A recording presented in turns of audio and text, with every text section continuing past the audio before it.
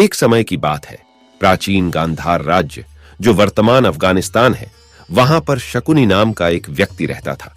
वह रहस्य में डूबा हुआ एक व्यक्ति था जो महाभारत में केंद्रीय विरोधियों में से एक होने के लिए प्रसिद्ध था। शकुनी कोई मात्र विरोधी नहीं था, वह एक मास्टरमाइंड, चालाक और अद्वितीय बुद्धिमत्ता वाला व्यक्ति था। शकुनी की कहानी उसकी मातृभूमि गांधार में शुरू हुई, जहां उसका जन्म राजा सुबाला के यहां हुआ था। राजघराने में जन्म लेने के बावजूद उनका जीवन शुरू से ही त्रासदीपूर्ण रहा। उनकी गांधारी नाम की एक बहन थी जो मांगलिक थी। ऐसा माना जाता था कि उसकी कुंडली से विवाह में दुर्भाग्य आता था। उस समय के रीति रिवाजों के अनुसार हस्तिनापुर के अंधे राजकुमार धृतराष्ट्र से शादी करने से पहले उनकी शादी एक बकरी से की गई थी। गांधारी के पहले विवाह के बारे में जानने पर धृतराष्ट्र ने राजा सुबाला सहित शकुनी के परिवार को कैद कर लिया। उसने उन्हें प्रतिदिन केवल एक मुट्ठी चावल देकर भूखा मार डालने की योजना बनाई। अपने परिवार के अस्तित्व को सुनिश्चित करने और बदला लेने के लिए राजा सुबाला ने यह कार्य अपने सबसे छोटे बेटे शकुनी को सौंपा, जिसने स्वेच्छा से इस बोझ को स्वीकार कर लिया। यह सुनिश्चित करने के लिए कि शकुनी अपने मिशन को कभी न भूले, उसके पिता ने उसका पैर मोड़ दिया, जिससे वह हमेशा के लिए लंगड़ा हो गया।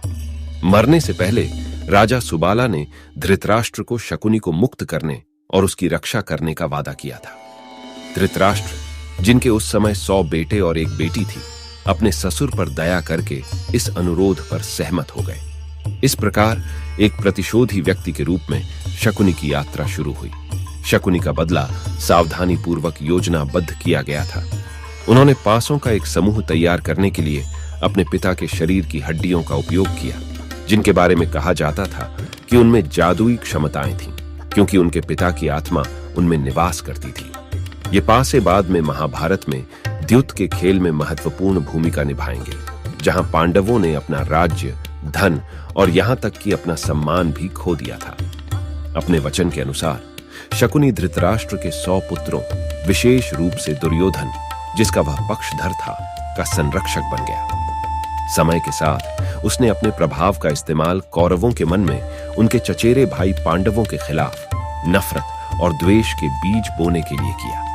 वह अच्छी तरह से जानते थे कि निष्पक्ष लड़ाई में कौरवों का पांडवों से कोई मुकाबला नहीं था, लेकिन कुरु वंश को नष्ट करने का उनका दृढ़ संकल्प अटल था। हालांकि शकुनी के कार्य अकारण नहीं थे। गांधारी का विवाह अंधे धृतराष्ट्र से कराने के कारण भीष्म के प्रति उनके मन में गहरी नाराजगी थी। धृतराष्ट्र की अपने परिवार के प्रति क्रूरता से उनकी नफरत और भी बढ़ गई थी। परिणाम स्वरूप उसने ऐसी घटनाओं की साजिश रची और योजना बनाई जो कुरुक्षेत्र के महान युद्ध का कारण बनेंगी। महाभारत में शकुनी की भूमिका एक खलनायक, चालाकी में माहिर और एक चालाक रणनीतिकार की थी।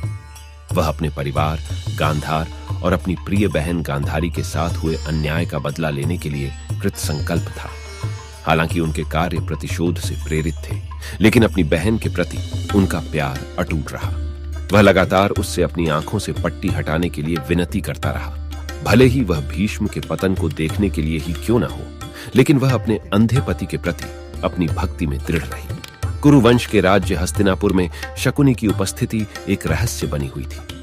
अपने ज्ञात, चालाक और विश्वासघाती स्वभाव के बावजूद संभवतः राजा सुबाला से किए गए वादे और अपना बदला लेने के दृढ़ संकल्प के कारण उसे रहने की अनुमति दी गई थी। महाभारत में सामने आया, शकुनी ने साजिश रचना और योजनाएं बनाना जारी रखा, संघर्ष भड़काने की कोशिश की और अंततः कौरवों को उनके दुखद भाग्य की ओर ले गया।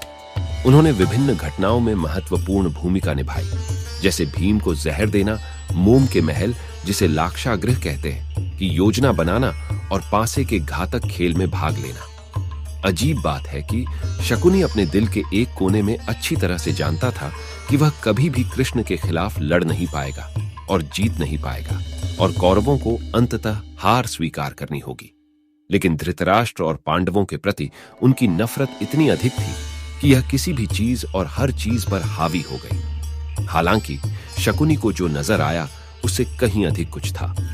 कुरुक्षेत्र युद्ध के दौरान एक मार्मिक क्षण में उनका सामना पांडवों में सबसे बुद्धिमान सहदेव से हुआ। एक आश्चर्यजनक मोड़ में शकुनी ने युवा पांडव के सामने खुलकर अपने कृत्यों के लिए पश्चाताप और अपराध बोध प्रकट किया। उसने अपने अपराध कबूल कर लिए, भीम को जहर देना, अभिमन्यु के खिलाफ साजिश रचना और भी बहुत कुछ। उन्होंने अपने बुरे कर्मों के बोझ से मुक्त होने की और मुक्ति की इच्छा व्यक्त की। सहदेव ने शकुनी की ईमानदारी को पहचानते हुए उसे युद्ध में शामिल कर लिया। एक नाटकीय और प्रतीकात्मक क्षण में सहदेव के हाथों शकुनी का अंत हो गया और अंततः उसे अपनी पीड़ा से मुक्ति मिल गई। शकुनी का चरित्र महाभारत में सबसे रहस्यमय और विवादास्पद में से एक है। जबकि उन्हें अक्सर एक चालाक और प्रतिशोधी खलनायक के रूप में याद किया जाता है, उनकी कहानी उनके कार्यों की प्रकृति के बारे में भी सवाल उठाती है और क्या वह परिस्थितियों और पिछले अन्यायों का उत्पाद थे। उनका जटिल चरित्र हमें याद दिलाता है कि सबसे विरोधी शख्सियतों में भी छिपी गहराइयां और प्रेरणाएं हो सकती हैं। और इसलिए शकुनी की कहानी वह व्यक्ति जिसने महाभारत के परिदृश्य को बदल दिया, प्रतिशोध, हेरफेर और अंततः अत्यधिक अंधेरे के सामने मुक्ति की खोज में से एक है।